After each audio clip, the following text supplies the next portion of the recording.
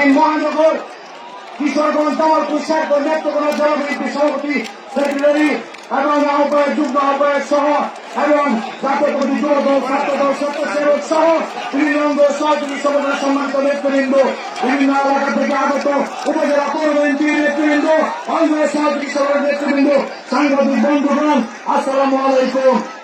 আমাদের শোভাযাত্রা কিছুক্ষণের মধ্যেই শুরু হবে।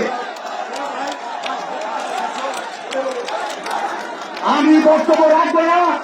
আমি ধন্যবাদ জানাই আজকে আমাদের কিশোরগঞ্জ জামালপুর শেরপুর নেত্রকোনা ময়মনসিংহ উত্তর দক্ষিণ মহানগরের বিএনপি সহ সকল সহযোগী নেতৃবৃন্দকে যারা আজকে কষ্ট করে এই শোভাযাত্রাকে সফল করার জন্য এই জনসমাবেশে উপস্থিত হয়েছেন তাদেরকে বিভাগীয় সার্বজনীন কমিটির পক্ষ থেকে অভিনন্দন জানাই।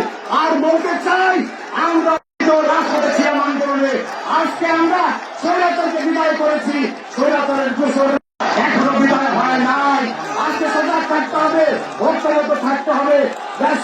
দেশরত্ন বেগম খালেদা জিয়া এবং বিএনপির ভারপ্রাপ্ত চেয়ারম্যান জনাব তারেক রহমানের নেতৃত্বে আমরা সজাগ আছি, ঐক্যবদ্ধ আছি।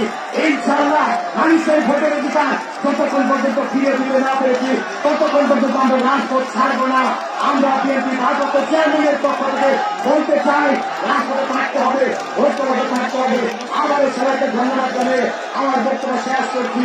প্রধানমন্ত্রীকে ধন্যবাদ জানাই, কষ্ট করে আজকে সবাই উপস্থিত হয়েছেন। ধন্যবাদ সবাইকে। আসসালামু আলাইকুম। ধন্যবাদ।